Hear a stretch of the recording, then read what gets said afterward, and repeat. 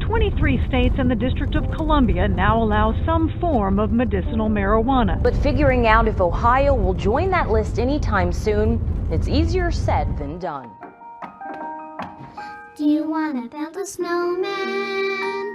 Come on, let's go and play. I never see you anymore. Come out the door, it's like you've gone away. My daughter Sophia, she's 6 right now. She is the most happy-go-lucky little girl I've ever met. She is always smiling. Says hi, Sophia. This book is just for you to help your body to have less seizures.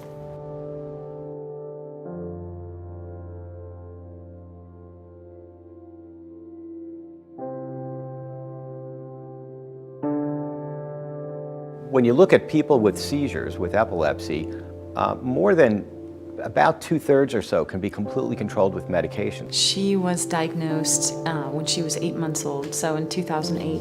And we took her to Children's Hospital, to the emergency room, and at that point she actually had a seizure in the hospital, and it was very clear at that point. I think her mother and I recognized it immediately, and so did the doctor. And I just lost it in the parking lot, just all of the weight of it hit me sort of all at once, just like, oh, this is very serious. Like, I didn't know much about it at the time, but I knew it was bad, so. And about 1 million people in the United States have epilepsy that's not completely controlled with medication. The doctor came to us, the surgeon, right before the surgery happened, and just was reminding us that, I have to tell you that this surgery is taking out part of where your daughter's personality could lie, parts of her personality. Something that was really hard as a parent was not to know if my very charming and awesome daughter that everyone falls in love with, if that was going to be the same person that came out of the surgery. So unfortunately for Sophia, it didn't work. They were able to get most of it out, but not all of it, and obviously that part that was left is still capable of generating seizures. She had seizures again. After like a little over a month, she had seizures again.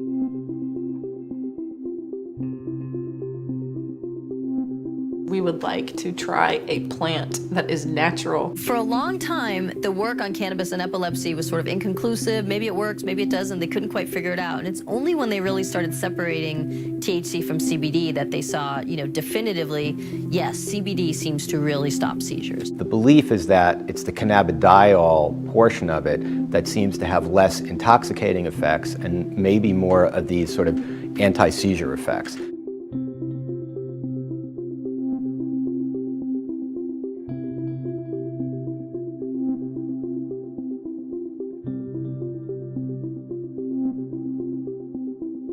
We've tried everything else that they could possibly come up with to try to stop these seizures. None of it has worked. You should be able to try like a pretty benign plant before you take out a quarter of my daughter's brain.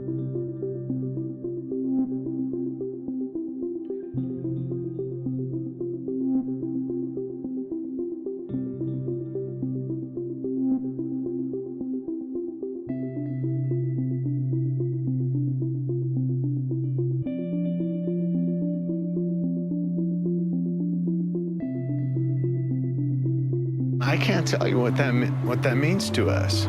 Get you, doesn't it, a little bit? If it doesn't get you, something's wrong with you. She lived her life in a catatonic state. Now her parents get to meet her for the first time. I don't even know Sophia without seizure medication. I've never gotten to know her past 8 months old without being drugged on something, ever. She's so amazing already on a lot of medicine, but it would be really awesome to know her without those medicines. And that's what the Epilepsy Foundation is really about. It's kind of absurd that your zip code determines whether you can get a treatment or not get a treatment that you think might be effective. This is the last effort for us. It should have been the first one. the first thing that we should have been able to do is try a plant. Do you see a scenario under which you would support a medical marijuana amendment? No. The doctors. I mean, that's a call for physicians, and no, I don't think that makes any. That's not what we need to do.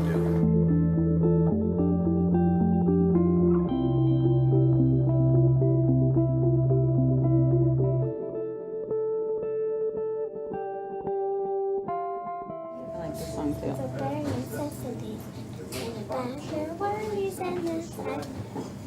I mean the bare necessities, there's the bare no recipe, necessities.